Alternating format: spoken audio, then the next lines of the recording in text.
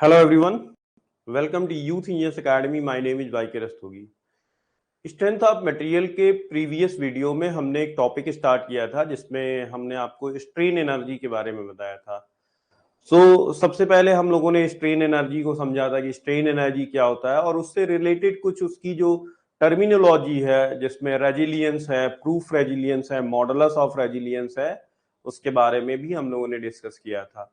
साथ ही साथ हमने कुछ डेरिवेशंस लिए थे जिसमें हम लोगों ने सबसे पहले डेरिवेशन में जो नॉर्मल अप्लाइड लोड होता है बॉडी के ऊपर, उसमें हम लोगों ने 3 केसेस डिसाइड किए थे कि किसी भी बॉडी के ऊपर जो नॉर्मली अप्लाइड लोड है वो 3 तरह से अप्लाई किया जा सकता है। पहला ये है कि आपने उसको ग्रेजुअली अप्लाई किया है, धीरे धीरे अप्लाई किया है। सेकंड है कि आपने उसे एक साथ अप्लाई कर दिया है, दैट मीन्स कि सडनली आपने अप्लाई कर दिया है। और तीसरा केस था जिसमें आपने विद इम्पैक्ट आपने उसको अप्लाई करना था। ठीक है, तो तीनों का मैंने अलग अलग केस आपको बताया था कि जैसे आपके सर के ऊपर अगर टोकरी रख दी जाए, ठीक है, और 1 kg हम उसमें रखते जाएं और हमें 50 kg तक रखना हो, तो धीरे धीरे जैसे 1 kg का आएगा तो कुछ स्ट्रेस डेवलप होगा, फिर 2 kg का आएगा, फिर कुछ स्ट्रेस डेवलप होगा, फिर 3 kg, धीरे धीरे अगर जाएगा तो धीरे धीरे जो है जाने पर जो स्ट्रेस डेवलप होता है वो स्ट्रेस डेवलप होता है sigma is equals to P upon a. ठीक है, सो ग्रेजुअली अप्लाइड लोड के केस में, ग्रेजुअली अप्लाइड लोड के केस में, ग्रेजुअली अप्लाइड लोड के केस में जो स्ट्रेस डेवलप होता है, जो स्ट्रेस डेवलप होता है वो होता है sigma is equals to P upon a, sigma is equals to P upon a. ठीक है, तो ये तो पहला हो गया।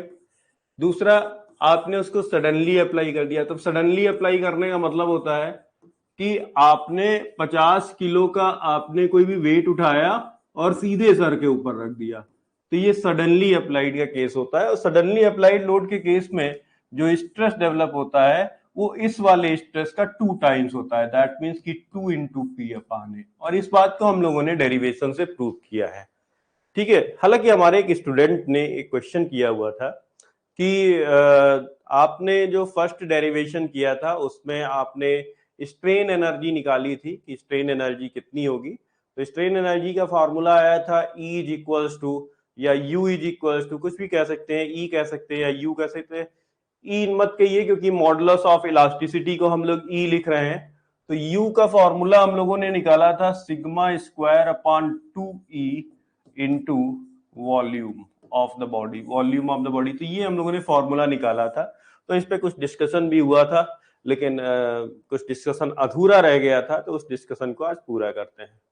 ठीक है, अभी मैं कई चीजें आपके सामने रखूंगा, फिर आप देखिएगा कि किस तरीके से आपको समझना है। ठीक है, एनर्जी क्या है, स्ट्रेन एनर्जी क्या है। स्ट्रेन एनर्जी, देखिए एनर्जी को अगर हम लोग बेसिक डिफाइन करें, बेसिक से अगर हम लोग एनर्जी को डिफाइन करें, so it is the capability to do work, है ना। किसी भी बॉडी की कार्य करने की जो क्षमता होती है उसी को उस वस्तु का क्या कहते हैं, ऊर्जा कहते हैं। ठीक है, अगर किसी वस्तु में कार्य करने का बिल्कुल भी क्षमता ना हो तो हम कहेंगे ये वस्तु ऊर्जाहीन है, ये वस्तु ऊर्जाहीन है, मतलब निर्जीव है।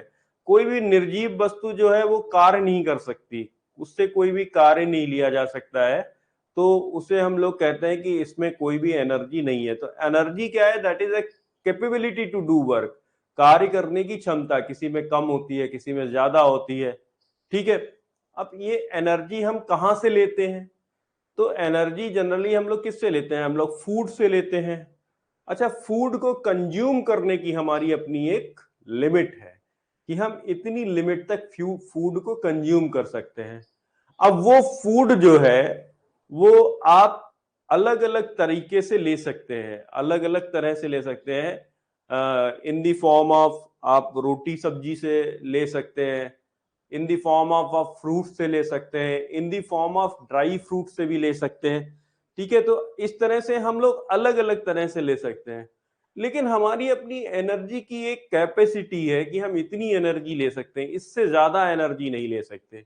जैसे एक बार अगर स्ट्रेस स्ट्रेन डायग्राम को देखिए, ठीक है, तो स्ट्रेस स्ट्रेन डायग्राम जो है किसके लिए देखेंगे, डक्टाइल मटेरियल्स के लिए, ठीक है। तो ये इस तरीके से जाके और फिर ये इस तरह से डायग्राम होता है, ठीक है। तो यहाँ पर एक पॉइंट होता है, जो पहला पॉइंट है जिसे प्रोपोर्शनलिटी लिमिट कहा गया, फिर ये दूसरा पॉइंट है जिसे इलास्टिक लिमिट कहा गया, ये तीसरा पॉइंट है जिसे अपर यील्ड पॉइंट कहा गया, ये लोअर यील्ड पॉइंट है, ये अल्टीमेट स्ट्रेंथ पॉइंट है, और ये आपका फ्रैक्चर पॉइंट है, ठीक है।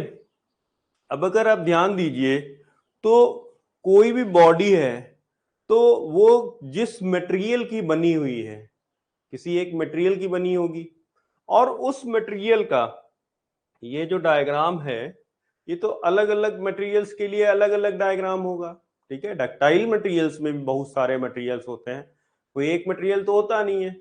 हाँ, पैटर्न यही होगा, इसी पैटर्न का बनेगा, बट उसका आकार, उसका जो हाँ आकार ही कह सकते हैं, क्योंकि आकृति तो एक जैसी रहने वाली है, इसी जैसी रहेगी, है ना। बस उसका आकार क्या होगा, बदल जाएगा, और ये डिपेंड किस पे करेगा, मटेरियल के ऊपर, अलग अलग मटेरियल्स के ऊपर डिपेंड करेगा, ठीक है। अब प्रूफ रेजिलियंस की अगर हम बात समझे तो प्रूफ रेजिलियंस क्या होता है, प्रूफ रेजिलियंस होता है maximum strain energy that can be stored in a body up to the elastic limit. तो सबसे पहले तो इलास्टिक लिमिट की बात की उसने कि up to the elastic limit, तो इलास्टिक लिमिट रही ये बी पॉइंट, ये तो इस इलास्टिक लिमिट तक इसमें जितनी भी strain energy, maximum strain energy जो स्टोर की जा सकती है, वही क्या कहलाती है, उसी को कहते हैं प्रूफ रेजिलियंस। तो अगर आप मटेरियल नहीं बदल रहे हो, अगर मटेरियल आपका सेम है, तो किसी भी मटेरियल के लिए जो उसका प्रूफ रेजिलियंस होता है वो एक निश्चित क्वांटिटी होती है। प्रूफ रेजिलियंस का मतलब देखिए, वैसे भी मैंने बोला था जो चीजें मैक्सिमम होती हैं या मिनिमम होती हैं वो चीजें कांस्टेंट होती हैं, क्योंकि मैक्सिमम मतलब इससे ऊपर नहीं जा सकता, मिनिमम मतलब इससे नीचे नहीं आ सकता। तो दैट मींस कि आपने दो लिमिट क्या कर दी, फिक्स कर दी कि इसके ऊपर नहीं, इसके नीचे नहीं। तो जो चीजें मैक्सिमम होती हैं या मिनिमम होती हैं वो चीजें क्या होती हैं, कांस्टेंट होती हैं, वो चीजें क्या होती हैं, कांस्टेंट होती हैं, ठीक है। तो ये इतना स्ट्रेन एनर्जी बॉडी स्टोर कर सकती है। अब आप कैसे उसको दे रहे हैं, आप रोटी सब्जी के फॉर्म में दे रहे हैं, आप उसे फ्रूट्स के फॉर्म में दे रहे हैं, और आप उसे ड्राई फ्रूट्स के फॉर्म में दे रहे हैं, ठीक है। ये अलग इश्यू है कि आप किस तरह से दे रहे हैं। जैसे मैं लोड अप्लाई कर रहा हूं तो लोड मैं ग्रेजुअली भी अप्लाई कर रहा हूं, लोड मैं सडनली भी अप्लाई कर रहा हूं, लोड मैं इंपैक्ट के साथ भी अप्लाई कर रहा हूं, लेकिन जो स्ट्रेन एनर्जी उसमें स्टोर होगी, ठीक है, वो तो मैक्सिमम स्ट्रेन एनर्जी उतनी ही स्टोर होगी जितना हम लोगों ने एक बार डेरिवेशन करके निकाल लिया कि इतनी ही स्ट्रेन एनर्जी डेवलप होगी, स्टोर हो सकती, इससे ज्यादा स्ट्रेन एनर्जी बॉडी में स्टोर नहीं हो सकती है, ठीक है। हाँ, ये होगा कि अलग अलग केसेस में, अलग अलग केसेस में जो सिग्मा की वैल्यू है वो बदलती रहेगी। जैसे पहले वाले केस में सिग्मा की वैल्यू क्या आएगी, ये, तो जब आप सिग्मा की वैल्यू पी अपान ए रखोगे तो यहां पे आएगा पी अपान ए का whole square upon 2e into volume, ठीक है। जब आपसे कहा जाएगा कि सडनली अप्लाई लोड किया है आपने, तो सडन अप्लाई लोड के केस में सिग्मा की जो वैल्यू है वो ये है, तो यहां से आप सिग्मा का वैल्यू पहले निकालोगे 2 इंटू पी अपान ए, क्योंकि स्ट्रेस ज्यादा डेवलप हुआ है। अगर किसी भी बॉडी के ऊपर अगर लोड सडन अप्लाई कर दिया जाएगा तो उस केस में स्ट्रेस जो होगा वो ग्रेजुअली अप्लाइड लोड के केस का 2 गुना होगा, ठीक है। तो जब आप इसकी वैल्यू यहां पे पुट करोगे तो you will get some other, ठीक है। बाकी बेसिक जो फॉर्मूला रहेगा वो यही रहेगा, बेसिक फॉर्मूला आपका यही रहेगा, बस सिग्मा की वैल्यू बदलती रहेंगी। यहां पहले केस के लिए सिग्मा पी अपान ए, दूसरे वाले केस के लिए सिग्मा 2 इंटू पी अपान ए, क्लियर है ना। और तीसरे वाले केस में सिग्मा कितना डेवलप होगा इंपैक्ट लोड में, उसे हम लोग आज करने वाले हैं। तो एक बार कमेंट करके अगर आप बता देंगे कि आपको ये बात समझ में आ गई कि नहीं आई है। बस खाली अब देखिए, मेरा कहने का तात्पर्य ये है कि हमें सिर्फ सिग्मा की वैल्यू को बदलना है। सिग्मा की वैल्यू पहले केस में अगर ग्रेजुअली अप्लाइड लोड है तो P अपान ए होगा, और सडनली अप्लाइड लोड है तो सिग्मा की वैल्यू 2 इंटू पी अपान ए होगी। ठीक है, ये अगर आपको क्लियर होगा तो फिर आगे थोड़ा चलते हैं, नहीं तो फिर कुछ और डिस्कशन करते हैं।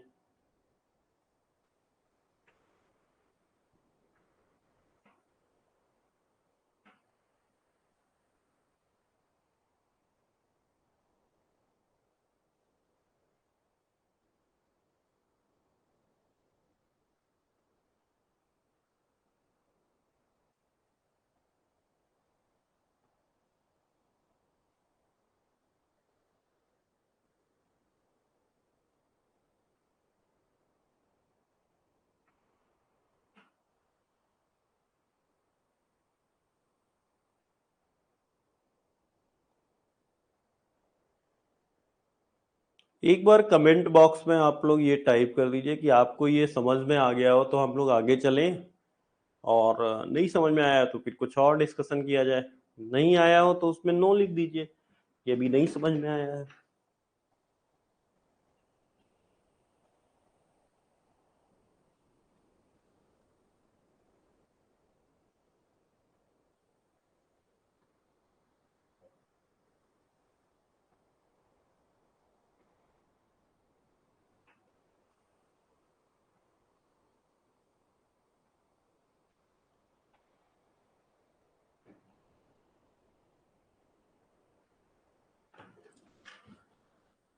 देखिए, एक बार फिर से आप स्टडी लोड को देख लीजिए। स्टडी लोड के केस में जो हमने ग्राफ बनाया था लोड वर्सेस डिफॉर्मेशन का, लोड वर्सेस डिफॉर्मेशन का,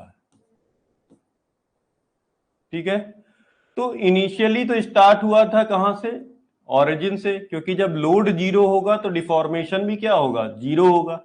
फिर जैसे जैसे हमने लोड को बढ़ाया वैसे वैसे डिफॉर्मेशन क्या हुआ? बढ़ा। और ये रिलेशनशिप कैसा आया? ये रिलेशनशिप आया हमारा स्ट्रेट लाइन, दैट मीन्स की लीनियर रिलेशनशिप। तो यहां से आपने मैक्सिमम लोड कितना लगाया था? तो मैक्सिमम लोड मैंने लगाया P, और इस P लोड के कारण डिफॉर्मेशन कितना हुआ? X। डिफॉर्मेशन कितना हुआ? X। तो अब हम लोगों ने यहां पर लगाया फॉर्मूला किसका? वर्क डन का, क्योंकि स्ट्रेन एनर्जी क्या है? Strain energy is the work done which is stored in the body to deform it. ठीक है, वर्क डन बॉडी को डिफॉर्म करने के लिए जो किया गया कार्य है वही बॉडी में स्टोर हो जाता है, उसी को हम लोग क्या कहते हैं?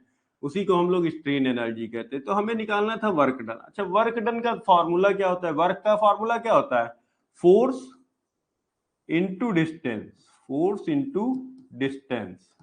ठीक है, लेकिन यहां पर आप देखिए फोर्स जो है, जो लोड आप लगा रहे हैं, फोर्स का मतलब, लोड का मतलब होता है externally applied force. Externally applied force, जो भी फोर्स बाहर से लगाया जाता है उसे लोड कहा जाता है, उसे हम लोग क्या कहते हैं? लोड कहते हैं। ठीक है, तो यहाँ पर फोर्स जो है वो आपका क्या होने वाला है?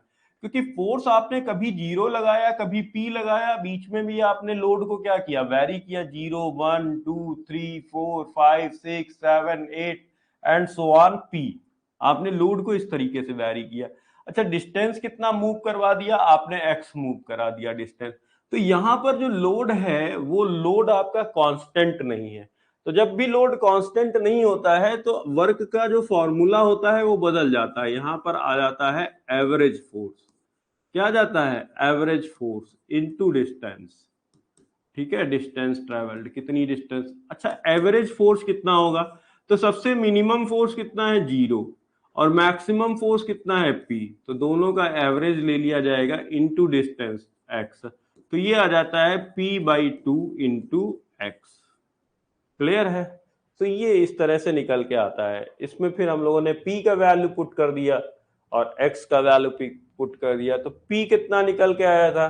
तो P, तो हमें पता है कि sigma is equal to P upon A होता है। ठीक है, ग्रेजुअल के केस में, ग्रेजुअल के केस में तो हम लोग ये लेके चल रहे हैं ना कि sigma is equal to P upon A। तो यहां से P हम लोगों ने निकाल लिया था सिग्मा इंटू A। ठीक है, ये हम लोगों ने यहाँ पे पुट किया। और X, तो epsilon is equal to x upon L. और एप्सिलॉन को क्या लिख सकते हैं, सिग्मा अपान ई, किससे, बाई हुक्स लॉ से। तो यहां से हम लोगों ने x का वैल्यू निकाल लिया था, x का वैल्यू कितना आया था, सिग्मा एल अपान ई। तो ये दोनों वैल्यू पुट कर दिया था और उससे हमारा फॉर्मूला क्या हो गया था, डेराइव हो गया था। अब जो दूसरा वाला हम लोगों ने केस लिया, दूसरा वाला केस कौन सा था, सडनली अप्लाइड लोड वाला, तो उसको भी समझिए एक बार फिर से। तो सडनली अप्लाइड लोड के केस में load versus deformation, load versus deformation वाला जो ग्राफ है वो आपका इस तरह से गया, क्योंकि वहां पर लोड कैसा था, आपने सडनली लोड लगा दिया, आपने स्टार्टिंग से लोड आपने पी लगा दिया और डिफॉर्मेशन कितना हुआ एक्स। तो इस केस में अगर आप देखोगे तो स्टार्टिंग से ही लोड पी लग रहा है, तो आपका जो वर्क डन का फॉर्मूला आ जाएगा, वर्क डन क्या आ जाएगा, वर्क डन क्या आ जाएगा, P into x, P into x.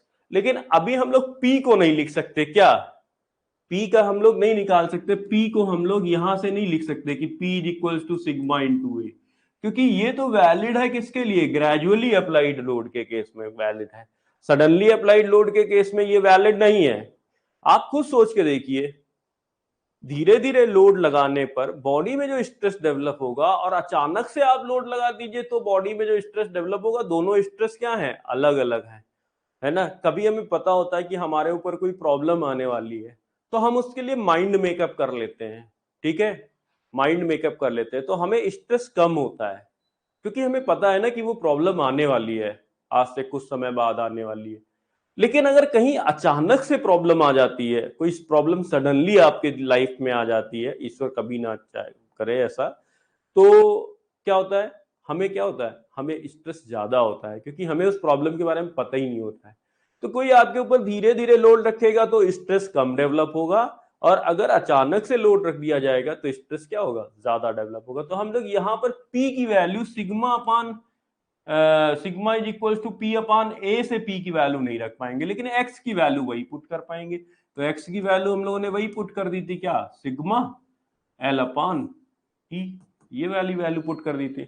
अच्छा, ये जो वर्क डन था, जो स्ट्रेन एनर्जी है, तो स्ट्रेन एनर्जी तो आपस से वही डेवलप, वही स्टोर होगी जो आपकी पहले स्टोर, क्योंकि उस मटेरियल में, उस मटेरियल की अपनी जो मैक्सिमम स्टोर करने की क्षमता है वो तो वही है। तो यहां से हम लोगों ने फॉर्मूला निकाल लिया था, sigma square upon 2e into a into l. यहां से हम लोगों ने क्या किया था, यहां से देखिए सिग्मा से सिग्मा कैंसिल, एल से एल कैंसिल, ई से ई कैंसिल, तो यहां से सिग्मा आ जाता था 2 इंटू पी अपान ए।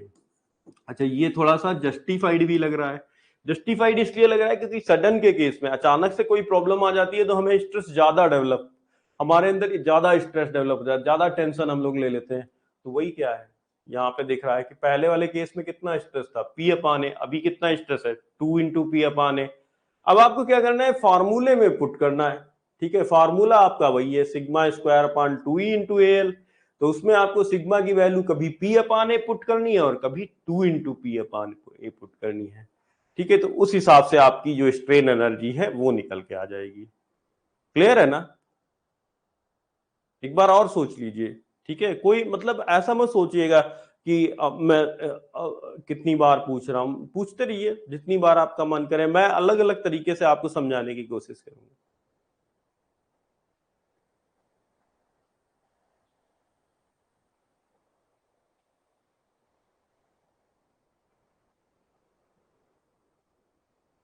आपको आंसर मिल गया होगा कि स्टडी लोड के डेरिवेशन में डिनोमिनेटर में 2 क्यों लिया गया था। 2 इसलिए लिया गया था क्योंकि हम लोग एवरेज ले रहे हैं।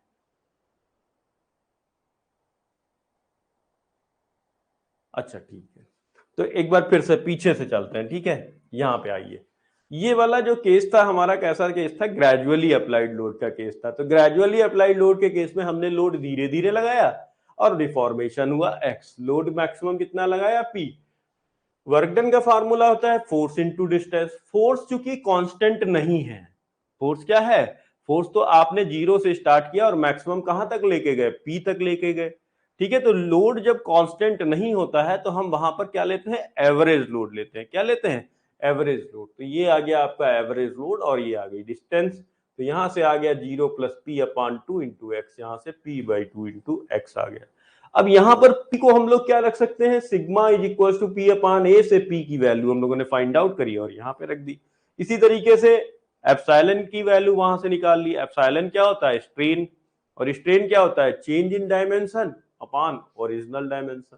तो चेंज इन डायमेंशन x था, ओरिजिनल डायमेंशन L था, और एप्सिलॉन को हम लोगों ने सिग्मा अपान E लिख लिया बाय द हुक्स लॉ। तो यहां से हम लोगों ने x का वैल्यू निकाला और वो यहाँ पे पुट कर देंगे तो हमें डेरिवेशन हो जाएगा हमारा क्या, स्ट्रेन एनर्जी कितना स्टोर कर सकते हैं। तो ये तो पहला हो गया कि स्ट्रेन एनर्जी कितना स्टोर कर सकते हैं बॉडी में। अब जब दूसरा वाला केस लिया तो ये था सडन का केस, ये केस था सडन का। अच्छा एक चीज और समझ लीजिए, एक ग्लास है, ग्लास मतलब टम्बलर जिसमें पानी पीते हैं, ठीक है, एक और ले लीजिए, सिमिलर ले लीजिए, बिल्कुल एक जैसा ग्लास, ठीक है, ये इस तरीके से, इसमें आपने वाटर लिया हुआ है, इसमें आपने क्या लिया है, वो वाटर, इसमें आपने क्या लिया हुआ है, मिल्क, है ना। बताइए दोनों का वॉल्यूम बताइए, दोनों का वॉल्यूम बताइए, पूरा भरा हुआ है, ऊपर तक पूरा भरा हुआ है, दोनों का वॉल्यूम बताइए कि मिल्क कितना भरा है और वाटर कितना भरा। वॉल्यूम की बात कर रहा हूं, दोनों में कितना वॉल्यूम है, दोनों ग्लास एकदम सेम है, सिमिलर, तो मुझे ये बताइए दोनों का वॉल्यूम कितना होगा, वॉल्यूम ऑफ वाटर और वॉल्यूम ऑफ मिल्क क्या इक्वल होंगे या अनइक्वल होंगे।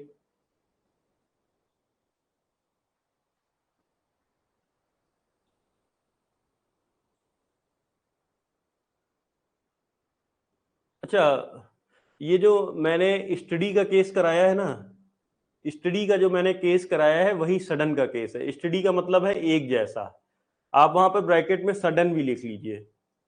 स्टडी और सडन दोनों एक ही केस है, मतलब वो अलग अलग नहीं है, दोनों एक ही है।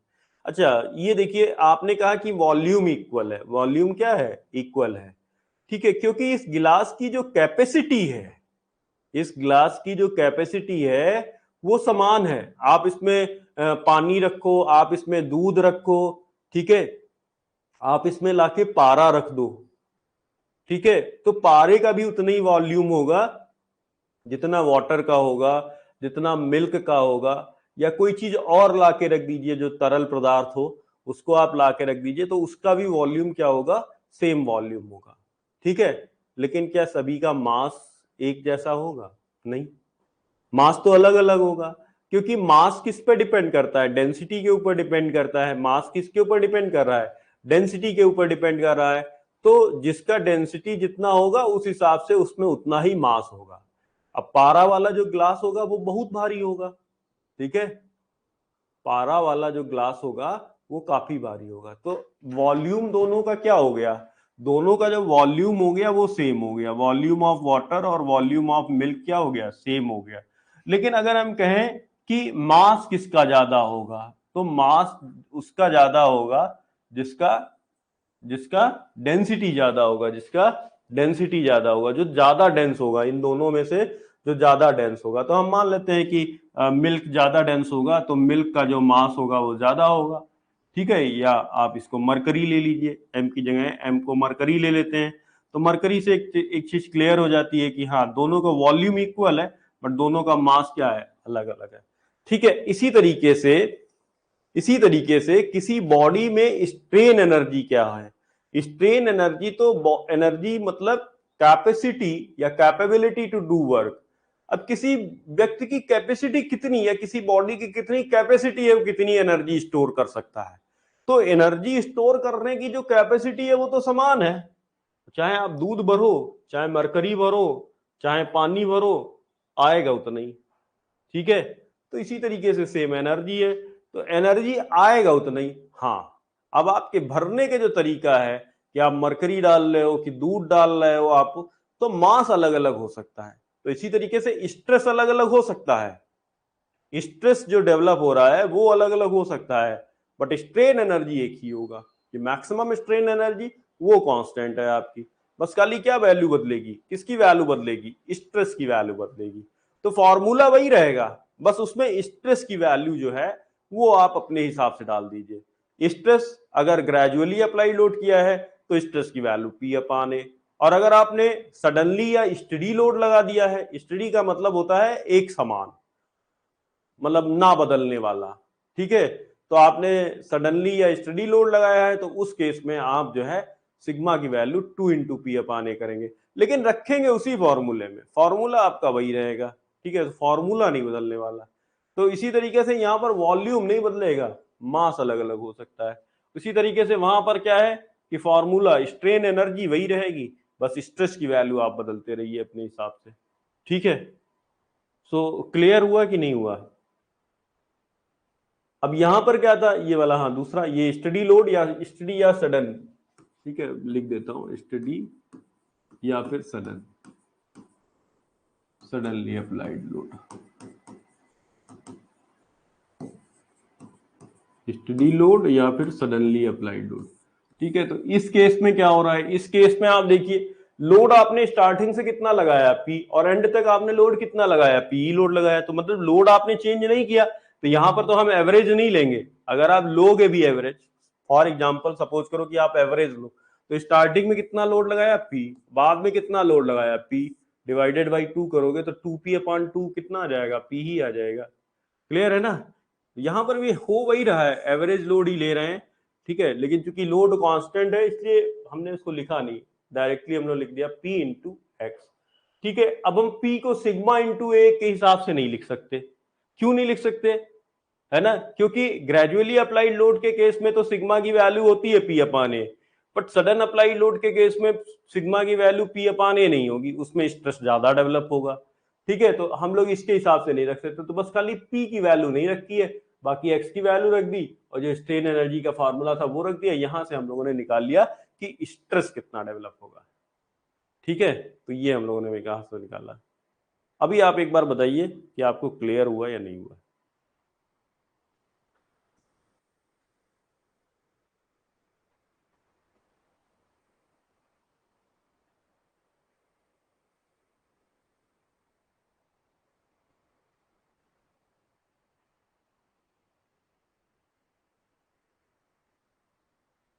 चलो ठीक है, कांग्रेचुलेशंस। अब हम लोग तीसरा केस करने वाले हैं और ये केस है इंपैक्ट लोडिंग का, ठीक है। जब हम लोड को इंपैक्ट की डिफिनीशन मैंने आज शायद आपको बता दी होगी कि इंपैक्ट किसे कहते हैं। इंपैक्ट का मतलब होता है load which is applied with in a fraction of time, ठीक है। जो थप्पड़ पड़ता है, तो थप्पड़ जो होता है ना वो फ्रैक्शन ऑफ टाइम में पड़ता है, ठीक है, उसको अप्लाई करने में बहुत कम समय लगता है। So that is an impact load, that is an impact load. ये सबसे सरल एग्जांपल है जो मैं बच्चों को दे सकता हूँ, है ना, क्योंकि हम लोगों ने कभी ना कभी तो अपने जीवन में एक तो थप्पड़ खाए ही होंगे, सभी ने खाए होंगे, ठीक है। तो वही आपका क्या होता है, वही आपका इम्पैक्ट लोड होता है। तो इम्पैक्ट के केस में अब आप बताइए कि स्ट्रेस कितना होना चाहिए। तो क्या ग्रेजुअली अप्लाइड लोड के बराबर होगा स्ट्रेस? नहीं, उतना नहीं होगा। ग्रेजुअली मतलब धीरे धीरे, भले ही आपको 50 न्यूटन का लोड लगाना है, लेकिन 50 न्यूटन का अगर कहीं से उड़ता हुआ चला आ रहा है और 50 का पड़ा रहा है, ठीक है, तो ज्यादा स्ट्रेस डेवलप होगा। और कोई यहाँ पे ले आया 0, फिर 1 2 3 4 ऐसे करके 50 कर रहा है, तो दैट विल एंजॉय, ठीक है, वो आपको कोई ऐसा नहीं लगेगा कि बहुत दिक्कत होने वाली है, ठीक है। तो इस तरीके से आपका जो है वो हो जाता है। तो चलिए तीसरा केस हम लोग लेते हैं, थर्ड केस। ये तो सारा डिस्कशन था, ठीक है। अब आज का नया टॉपिक जो है वो है strain energy, strain energy stored in the body when load is applied with impact, with impact के साथ जब लोड लगाया जाए, ठीक है। तो आप देखिए इसके लिए एक यहाँ पर क्या है, यहाँ पे हमने एक एपरेटस बनाया हुआ है, एपरेटस बनाया हुआ है, ये बॉडी है और इस बॉडी में हमने नीचे एक कॉलर बना लिया है, ठीक है। ये हमने क्या किया है, कॉलर बना लिया, this is a collar, this is a collar, ठीक है। ये कॉलर एक बना लिया और ये एक बॉडी है, ये पूरी बॉडी है जिसको हमने हैंग कर दिया है, ऊपर छत पे हैंग कर दिया है, ठीक है। अब एक लोड है यहां पर P लोड, ये लोड है, ये जो लोड है ये लोड है P, और ये लोड जो है वो इस कॉलर से कितनी हाइट पे है, H हाइट पे है। कितनी हाइट पे है, H हाइट पे है।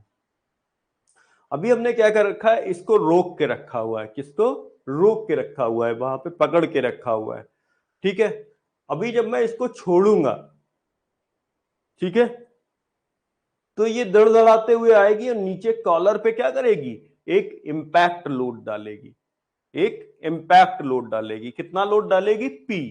इसका भार कितना है, ये जो स्लीव हमने यहां पर लगाई हुई है, इस स्लीव का भार कितना है, P भार है। तो ये जब अचानक से गिरेगी अंडर द ग्रेविटी, कोई इसको गिराएगा नहीं। अभी हमने इसको रोक रखा है, अभी मैं क्या करूंगा, इसको छोड़ दूंगा। जब मैं छोड़ दूंगा तो अंडर ग्रेविटी मतलब अपने भार के कारण ये जाके इसके ऊपर क्या करेगी, टकराएगी, और इसे कौन सा लोड देगी, इंपैक्ट लोड देगी। इसे कौन सा लोड देगी, इंपैक्ट लोड देगी, ठीक है। तो उस इंपैक्ट लोड की वजह से, उस इंपैक्ट लोड की वजह से इसमें जो डिफॉर्मेशन है, इसमें जो डिफॉर्मेशन आया है, अभी मैं बना देता हूं फिर बताता हूं आपको। ये तो इतना डिफॉर्मेशन आया, ये वाला जो डिफॉर्मेशन, तो इसको मैंने x लिख लिया। जैसे हम लोग सभी x लिखते चले आ रहे हैं अभी तक, वैसे ही हमने डिफॉर्मेशन लिख लिया x, ठीक है। नई पोजीशन को मैं दूसरे कलर से बना देता हूं तो थोड़ा सा क्लियर हो जाएगा, ठीक है। बाद में क्या हुआ था, बाद में ये यहां तक पहुंच गया डिफॉर्म होकर, पहले ये था, बाद में इसकी लंबाई क्या हो जाएगी, बढ़ जाएगी। तो डिफॉर्मेशन कितना है, x डिफॉर्मेशन मैंने लिया हुआ है। तो वर्क डन कितना किया, तो वर्क डन कितना किया, तो वर्क डन बराबर हो जाएगा load into distance travelled, load into distance, या डिफॉर्मेशन भी कह सकते हैं। तो लोड आपने कितना लगाया, P। अच्छा, ये लोड क्या आपने धीरे धीरे लगाया, नहीं, आपने लोड धीरे धीरे तो नहीं लगाया, ठीक है। तो यहां पर अगर आप एवरेज लोड भी लोगे तो P प्लस P अपॉन 2 करोगे तो वो P ही आएगा, ठीक है, क्योंकि आपने तो लोड पूरा एक बार में डाल दिया उसके ऊपर, बॉडी के ऊपर, ठीक है। तो लोड हो गया P, डिस्टेंस कितना ट्रेवल किया, x, डिस्टेंस कितना ट्रेवल किया, x, सॉरी, डिस्टेंस ट्रेवल किया, इस लोड ने कितना डिस्टेंस ट्रेवल किया, h प्लस एक्स। कितना डिस्टेंस ट्रेवल किया, h plus x, h plus x, ये इतना डिस्टेंस ट्रेवल किया, तभी तो इंपैक्ट हुआ।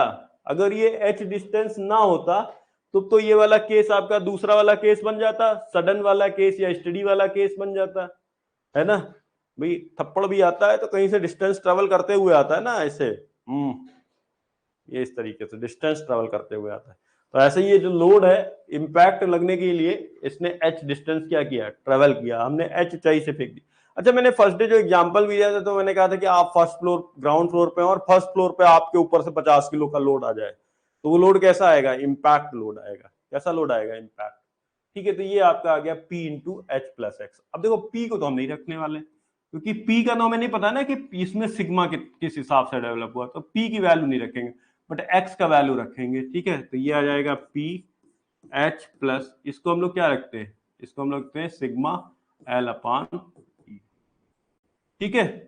और यहाँ पे जो फॉर्मूला आएगा वो कौन सा फॉर्मूला जाएगा, sigma square upon 2E into AL, ये सारी इक्वेशन जो है वो सब एक तरफ ले आते हैं, ठीक है। तो ये आ जाएगा सिग्मा स्क्वायर, ब्रैकेट में लिख लेता हूं AL अपॉन 2E, ठीक है, ये वाला टर्म। उसके बाद मैं ये वाला टर्म लिखूंगा, जब ये वाला टर्म इधर प्लस में है, इधर आएगा तो माइनस में। अच्छा, एक बार आप ऐसा करिए, उसको उधर वाला पहले ओपन कर लेते हैं, बहुत ज्यादा फास्ट नहीं चलते, थोड़ा सा स्लो चलते। Sigma square upon 2E into AL that is equal to, इसको अंदर मल्टीप्लाई कर दीजिए P को, तो ये आ जाएगा PH plus P sigma L upon E, ठीक है। अब सबको एक तरफ ले आते हैं, ठीक है। थोड़ी सी मैं जगह बना लेता हूं उस फिगर की, अब मेरे को बहुत ज्यादा जरूरत नहीं है। यहां से देखो सिग्मा स्क्वायर को क्या लिख सकता हूं, सिग्मा स्क्वायर के साथ में कोफिशिएंट क्या है, AL अपॉन 2E, ठीक है। ये वाला टर्म इस तरफ लाऊंगा तो ये माइनस का हो जाएगा, माइनस, और सिग्मा बाहर लिख लूंगा तो ये हो जाएगा PL अपॉन E। ये वाला term minus P H that is equal to 0। अब ये वाला जो टर्म है ना AL/2E, इससे डिवाइड कर देते हैं। इससे क्या कर देते हैं, डिवाइड कर देते हैं, या आप ये कहिए कि AL से डिवाइड कर देते हैं और 2E से मल्टीप्लाई कर देते हैं। तो उससे क्या हो जाएगा ना, ये वाला टर्म 1 बन जाएगा। इसका जो सिग्मा स्क्वायर का कोफिशिएंट है वो क्या हो जाएगा, 1 बन जाएगा। तो मैं लिख दे रहा हूं डिवाइडिंग बाई AL/2E। AL/2E से डिवाइड करने पर तो ये वाला तो सिग्मा स्क्वायर और ये कितना बन जाएगा 1 माइनस सिग्मा, ये क्या है PL/E, और इसको डिवाइड किससे किया जा रहा है, AL/2E से डिवाइड किया जा रहा है, ठीक है, माइनस PH, इसको डिवाइड किससे कर रहे हैं, AL/2E से डिवाइड कर रहे हैं, दैट इज इक्वल टू, इसको भी चाहो वैसे ही लिख लो, सिग्मा स्क्वायर इंटू ये क्या था, साथ में क्या था AL/2E, और हमने डिवाइड किससे कर दिया, AL/2E से डिवाइड कर दिया। तो ये तो पूरा का पूरा ब्रैकेट कट जाएगा, 1 आ जाएगा। यहां देखो क्या क्या कैंसिल हो रहा है, L से L कैंसिल हो रहा है और E से E कैंसिल हो जाए, तो ये 2 ऊपर चला जाएगा और 2 इंटू P/A आ जाएगा, ठीक है। इसमें कुछ भी कैंसिल नहीं हो रहा है, ठीक है। तो जो फाइनली जो आने वाला है वो क्या आने वाला है, सिग्मा स्क्वायर माइनस सिग्मा, और ये जो 2 बचा है ये ऊपर जाएगा तो 2P/A आ जाएगा ये, ठीक है। और ये 2E ऊपर जाएगा तो ये आ जाएगा 2PHE/AL that is equals to 0।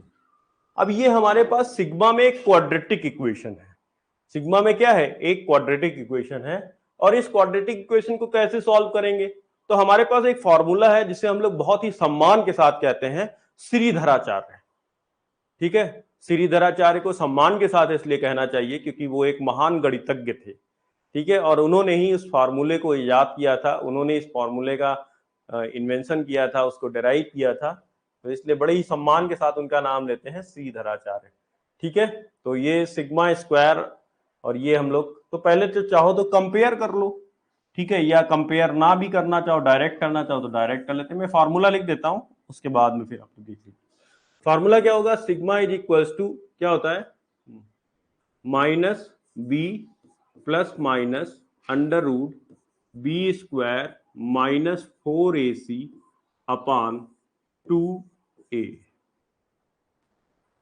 अब देखो b की वैल्यू यहां पर कितनी है, b की वैल्यू है माइनस ए, सारी वैल्यूज लिख देता हूं, a की वैल्यू कितनी है 1, सिग्मा स्क्वायर का कोफिशिएंट कितना है 1, सिग्मा का कोफिशिएंट कितना है तो वो कहलाता है b -2p/a, और इसका लास्ट वाला जो कोफिशिएंट है कांस्टेंट वो कितना है -2PHE/AH। देखिए बहुत घबराइएगा इसलिए नहीं क्योंकि बहुत ही आसान है, एक बार आप कर लोगे ना तो बहुत आसान हो जाएगा, और अगर आप सोच लोगे नहीं सर ने करा दिया दैट्स इट ओके, तो फिर थोड़ा सा दिक्कत करेगा, एक बार खुद से करिएगा जरूर, ठीक है। अब वैल्यूज पुट कर देते हैं, तो माइनस बी की वैल्यू क्या है -2p/a, ठीक है, plus minus under root b square का मतलब -2p/a का होल स्क्वायर, ठीक है, -4ac, ए का वैल्यू 1 है और सी का वैल्यू कितना है -2PHE/AL, ये, और डिवाइड किससे करना है 2a से, a का वैल्यू कितना है 1, ठीक है। अब देखिए ये सिग्मा है, यहां से सिग्मा देखिए माइनस माइनस क्या हो जाएगा प्लस, ठीक है, तो ये आ जाएगा प्लस का 2p/a प्लस माइनस अंदर का मल्टीप्लीकेशन देख लीजिए, अंदर का ये हो जाएगा माइनस का स्क्वायर भी प्लस होता है तो ये आ जाएगा 4p²/a², ठीक है, ये माइनस माइनस क्या हो जाएगा प्लस हो जाएगा, ठीक है, ये हो जाएगा 8PHE/AL/2।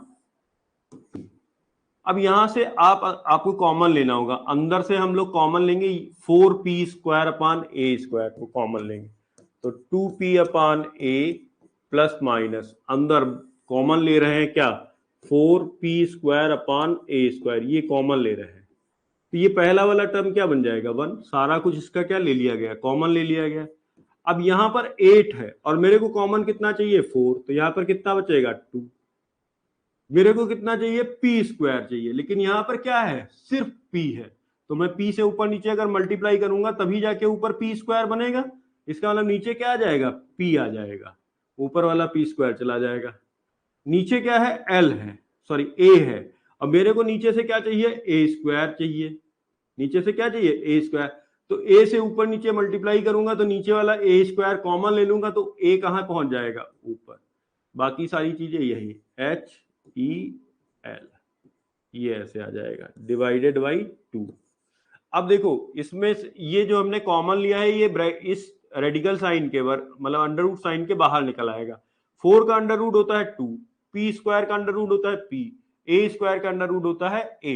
यहां पे कर रहा हूं, चलो नीचे करता हूं, ठीक है। तो यहां से सिग्मा बराबर आ जाएगा 2p अपान a ये प्लस माइनस, अब यहां से जो चीज बाहर निकली वो क्या निकलेगी 2p अपान a, बाहर निकल के आ गई, अंदर क्या बचा 1 plus 2ahe upon pl undivided by 2। अब ऊपर से 2 कॉमन ले सकते हैं आप दोनों टर्म में से, एक टर्म ये है एक टर्म ये है, तो 2 कॉमन ले लिया तो अंदर बचा, या 2p अपान a कॉमन ले लीजिए, या चलिए अभी वही कॉमन ले लीजिए, तो ये आ जाएगा plus minus p upon a under root of 1 plus 2ahe upon pl divided by 2। तो ये 2 और 2 क्या हो जाएगा कैंसिल हो जाएगा। अब मैं वहां लिख लेता हूं, यहां से आपका सिग्मा निकल के आ जाता है p upon a plus minus p upon a under root 1 plus 2ahe upon pl। अब यहां पर एक चीज देखने वाली ये है कि यहां पर साइन कौन सा लिया जाएगा, प्लस साइन लिया जाएगा या माइनस साइन लिया जाएगा, तो ये आप मेरे को बताओ। देखो सिग्मा की वैल्यू p अपान a कब होती है, ग्रेजुअली अप्लाइड लोड के केस में। किस केस में होती है, ग्रेजुअली अप्लाइड लोड के केस में।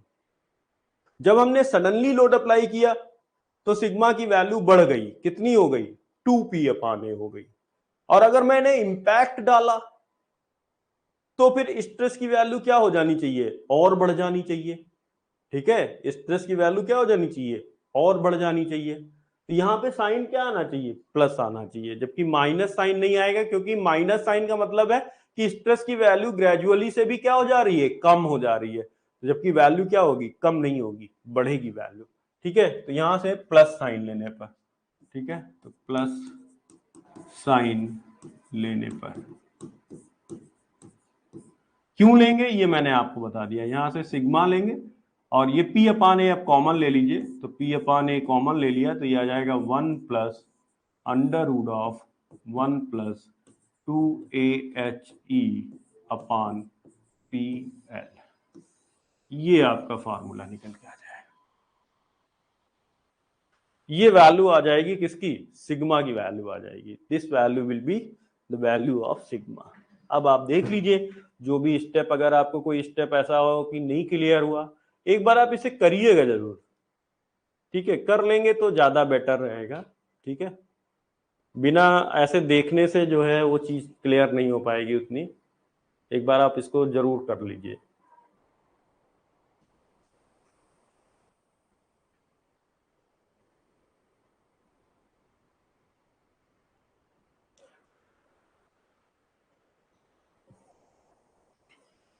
एक बार कमेंट कर दीजिए कि डेरिवेशन जो है वो क्लियर है या नहीं क्लियर है, ओके है।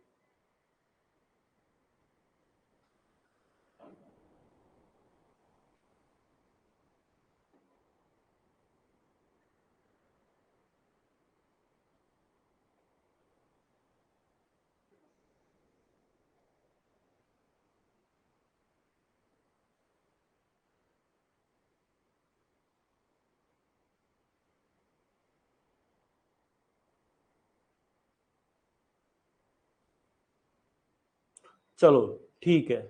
अब चूंकि आपको ये समझ में आ गया है, तो एक चीज जरा आप देखेंगे कि इसी डेरिवेशन में मैंने आपको ऊपर एक चीज बताई थी, ऊपर मैंने आपको एक चीज बताई थी जहां पे मैंने फिगर बनाया हुआ था ये वाला। ठीक है, तो यहाँ पे मैंने आपको बताया था कि अगर ये h डिस्टेंस मैं क्या करूं, h डिस्टेंस को 0 कर दूं, मतलब या h डिस्टेंस ना लूं, तो ये केस किसका बन जाएगा, ये केस किसका बन जाएगा, स्टडी लोड वाला केस बन जाएगा। कौन सा केस बन जाएगा, स्टडी लोड। अगर h की वैल्यू क्या कर दूं 0, तो देखते हैं कि क्या फार्मूले में h की वैल्यू 0 रखने पर स्टडी वाला केस बन जाता है कि नहीं बनता है। ठीक है, तो आप देखें, put h is equals to 0। अगर मैं h का वैल्यू 0 कर दूंगा तो ये पूरा वैल्यू क्या हो जाएगा, 0 हो जाएगा। 1 प्लस 0 1 हो जाएगा, 1 प्लस 0 क्या हो जाएगा 1, और अंडर रूट 1 क्या हो जाएगा 1 ही रहेगा, तो 1 प्लस 1 कितना हो जाएगा 2 हो जाएगा। तो यहां से सिग्मा की वैल्यू क्या आ जाएगी 2 इंटू पी अपान ए आ जाएगी। तो देखिए किसका केस बन गया, ये केस बन गया स्टडी लोड का या फिर सडनली अप्लाइड लोड का।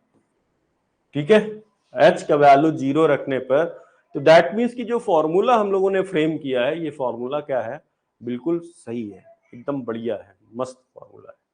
ठीक, तो ये मैंने एक अलग से केस करा दिया आपको सिर्फ वेरीफाई कराने के लिए। नाउ अब हम लोग बात करेंगे शियर स्ट्रेन एनर्जी की, ये लास्ट डेरिवेशन है इस टॉपिक का, shear strain energy. Shear strain energy क्या होती है, बात वही है, बस लोड लगाने का तरीका अलग है। शियर के केस में लोड कैसे लगता है, टेंजेंशियली। लोड कैसे लगता है, टेंजेंशियली। नॉर्मल के केस में लोड कैसे लगता है, नॉर्मल लगता है, बॉडी के क्रॉस सेक्शन के नॉर्मल लगता है। शियर के केस में हम लोग जो लोड लगाते हैं वो रेजिस्टिंग सेक्शन के टेंजेंशियली लोड होता है। ठीक है, तो यहां पर मैं एक बॉडी ले रहा हूं, ये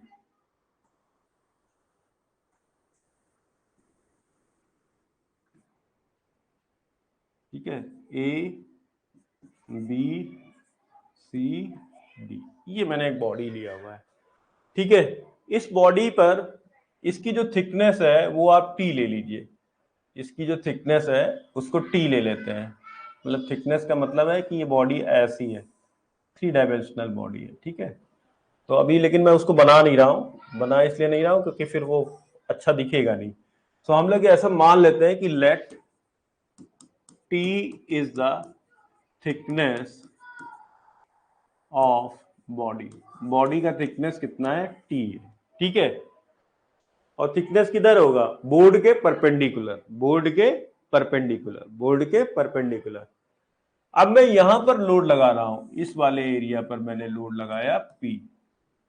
ठीक है, ये लोड मैंने कैसे लगाया, तो जब मैं ये लोड लगाऊंगा तो इस बॉडी को रजिस्ट कौन करेगा, कौन सा सेक्शन है जो इस बॉडी को रजिस्ट करेगा, तो सेक्शन कौन सा है जो इस बॉडी को रजिस्ट करेगा, सेक्शन ये है बीसी सेक्शन, ये इस बॉडी को क्या करेगा, रजिस्ट करेगा, इस लोड को क्या करेगा, रजिस्ट करेगा।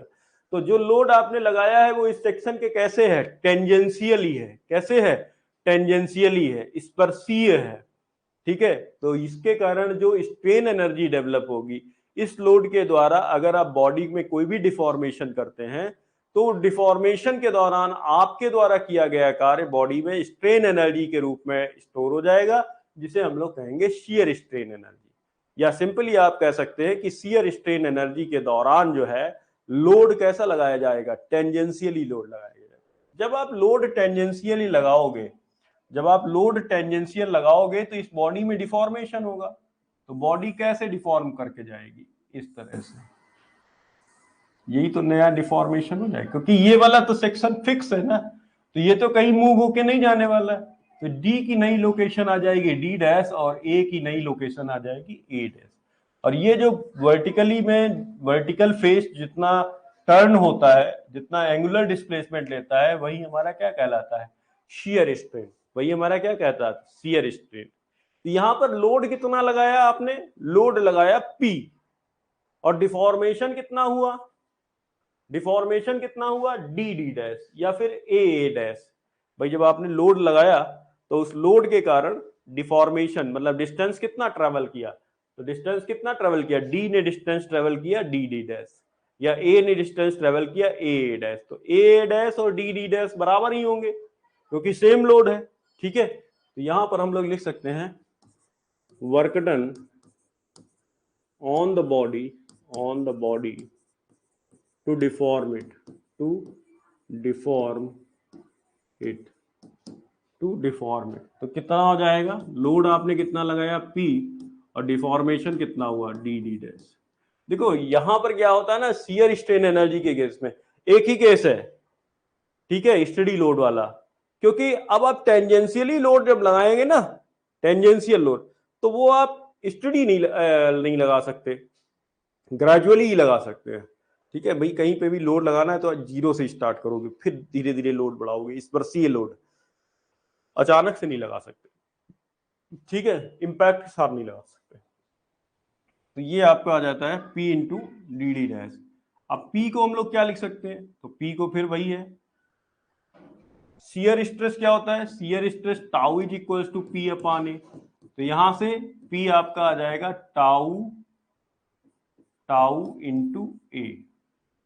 ठीक है, और ये जो फाई है ये क्या है, शियर स्ट्रेन, तो फाई बराबर क्या होता है, D D dash upon C D, ये तो होता है सी डी, जिसे आप लोग एल ले लीजिए। ठीक है, हम लोग सी डी ले लेते हैं, सी डी ले लेते हैं, C D is more better. ठीक है, सी डी ले लेते हैं, तो यहां से डी डी डैश निकल के आ जाएगा फाई इंटू सी डी, और फाई क्या है, शियर स्ट्रेन, तो बाई द हुक्स लॉ हम लोग इसको लिख सकते हैं tau upon G into C D, tau upon G into C D. ठीक है, सी डी को एल ले लीजिए, इसको एल लिख लेते हैं। ठीक है, एल लिख लेंगे तो थोड़ा सा और बच जाएगा एल। ठीक है, तो दोनों वैल्यूज पुट करेंगे, ये आ जाएगा टाउ इंटू ए। ठीक है, ये आपका आ जाएगा टाउ इंटू ए। यहां पर लोड चूंकि ग्रेजुअल लगा रहे हैं इसलिए एवरेज लोड लेंगे, एवरेज लोड आपका होगा P बाई टू, तो ये 2 हो जाएगा नीचे, और डी डी डैश की वैल्यू हो जाएगी tau upon G into l, तो ये हो जाएगा tau square upon 2G into a into l. ठीक है, तो यहां से आ जाएगा tau square upon 2G into, this is the volume of body, body का क्या है, वॉल्यूम है, और ये आपका क्या हो जाएगा, this is the shear strain energy, इसी को बोलते हैं शियर स्ट्रेन एनर्जी, और शियर स्ट्रेन एनर्जी को हम लोग लिख सकते हैं UT से। ठीक है, ये आपका फॉर्मूला डायरेक्ट एक बार देख लीजिए, जो भी चीज जहां पर भी डाउट होगा तो उसको क्लियर किया जाएगा। अगर कोई डाउट है, लोड चूंकि ग्रेजुअली लगाया है ना, मैंने बोला था कि इस केस में हम लोड सडन नहीं लगा सकते, इस केस में हम लोड विद इम्पैक्ट नहीं लगा सकते, टेंजेंशियल लोड हमेशा ग्रेजुअली ही लगेगा। तो जो आपका एवरेज लोड होगा वो कितना हो जाएगा, P बाई टू हो जाएगा, एवरेज लोड कितना हो जाएगा, P बाई टू हो जाएगा। ठीक है, एक बार देख लीजिए डेरिवेशन को, उसके बाद में फिर अगर कोई डाउट हो तो बताइए।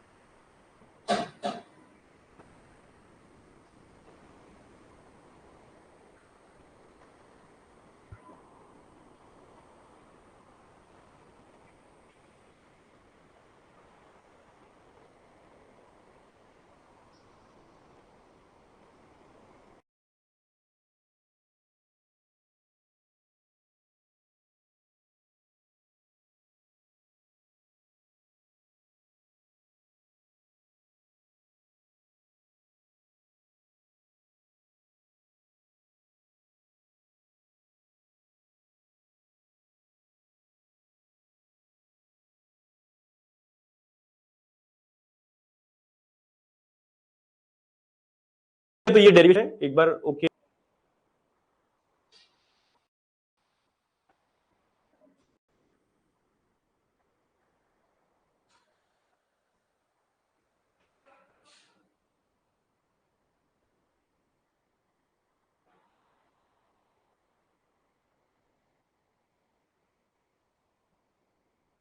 ठीक है, सो अभी हम लोगों ने क्या कर लिया है, हम लोगों ने स्ट्रेन एनर्जी टॉपिक को जो है वो पूरी तरीके से स्टडी कर लिया है। स्ट्रेन एनर्जी में क्या क्या चीजें होती हैं वो आप समझ लीजिए। ठीक है, स्ट्रेन एनर्जी में मैं एक बार पूरा आपको क्या करता हूँ ना, पूरा समराइज कर देता हूँ। तो आपको क्या क्या चीजें देखनी है, सबसे पहला तो आपको स्ट्रेन एनर्जी आना चाहिए कि स्ट्रेन एनर्जी क्या है। तो स्ट्रेन एनर्जी बहुत ही सिंपल है, किसी भी बॉडी को डिफॉर्म करने के लिए हम बॉडी के ऊपर जो भी कार्य करते हैं वो कार्य जो है बॉडी में एनर्जी के रूप में स्टोर हो जाता है, उसी को कहते हैं स्ट्रेन एनर्जी। ठीक है, तो ये पहली चीज हो गई। दूसरी हो गई रेजिलियंस। रेजिलियंस एक जनरल टर्म है।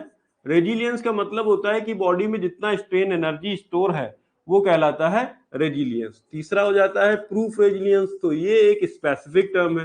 प्रूफ रेजिलियंस क्या कहता है कि इलास्टिक लिमिट तक बॉडी में जो भी मैक्सिमम स्ट्रेन एनर्जी स्टोर की जा सकती है वो कहलाती है प्रूफ रेजिलियंस। चौथी आ जाती है, चौथा जो पॉइंट है वो आ जाता है मॉडुलस ऑफ रेजिलियंस। तो जो मॉडुलस ऑफ रेजिलियंस होता है, मॉडुलस ऑफ रेजिलियंस ये एक प्रॉपर्टी होती है और ये कहलाती है proof resilience per unit volume को। ठीक है, ये एक प्रॉपर्टी है। ये क्या है? प्रॉपर्टी है, ये एक प्रॉपर्टी है। इसके बाद में फिर हम लोगों ने क्या किया, हम लोगों ने स्ट्रेन एनर्जी निकाला। स्ट्रेन एनर्जी का formula sigma square upon 2E into a into l, या फिर आप इसको वॉल्यूम भी लिख सकते हैं। ठीक है, लिख देते हैं sigma square upon 2E into volume. अब इसमें आपके तीन केसेज आ जाते हैं। इसमें आपके कितने केसेज आ जाते हैं? तीन केस आ जाते हैं। पहला केस, इसमें जो पहला केस आता है वो क्या आ जाता है, वो आ जाता है sigma is equal to P upon A का केस। ये क्या है? ग्रेजुअली अप्लाइड लोड, ये ग्रेजुअली अप्लाइड लोड। ठीक है, दूसरा केस आ जाता है sigma is equal to 2P upon A का। ये आपका कौन सा केस है? सडनली या फिर स्टडी का केस, सडनली। ठीक है, और तीसरा केस आ जाता है सी, जो अभी हम लोगों ने डिराइव किया है, sigma is equal to P upon A bracket के बाहर 1 plus under root 1 plus 2AHE upon PL, ये वाला केस। ठीक है, ये कौन सा केस है? इम्पैक्ट वाला केस। ये कौन सा केस है? इम्पैक्ट वाला केस। और थोड़ा सा एक लाइन और लिखनी है, बाद में आ जाती है सबसे आखिरी पॉइंट आपका shear strain energy UT, that is tau square upon 2G into air, या फिर आप इसको वॉल्यूम लिख सकते हैं, tau square upon 2G into volume. ठीक, बस इतना देख लीजिए, आपका काम हो गया इसमें। ठीक है, ये पूरा टॉपिक आपका जो है फिनिश हो गया। तो नेक्स्ट लेक्चर में मैं आपको पढ़ाऊंगा बेंडिंग ऑफ बीम्स के बारे में, प्योर बेंडिंग ऑफ बीम्स के बारे में हम लोग पढ़ेंगे। बहुत ही इंपॉर्टेंट टॉपिक, बहुत ही बढ़िया डेरिवेशन होगा, बहुत ही अच्छी इक्वेशन निकल के आएगी, बहुत बढ़िया न्यूमेरिकल्स होंगे इसके ऊपर। ठीक है, चलिए आज की क्लास इतनी ही, और कल हम लोग जो क्लास लेंगे, मैं क्लास लूंगा रात में 9:30 बजे। ठीक है, इधर मैं 1-2 दिन डिस्टर्ब रहा, ठीक है, उसकी वजह से आपकी क्लास नहीं हो पाई 9:30 बजे वाली, और मुझे आज क्लास लेनी पड़ी इस समय। कल से आपकी क्लास वापस से वही टाइम पे होगी। एक क्लास आपकी 8 बजे होगी जो संजय सर लेंगे, और एक क्लास 9:30 बजे होगी जो मैं लूंगा। ठीक है, चलिए, थैंक यू वेरी मच।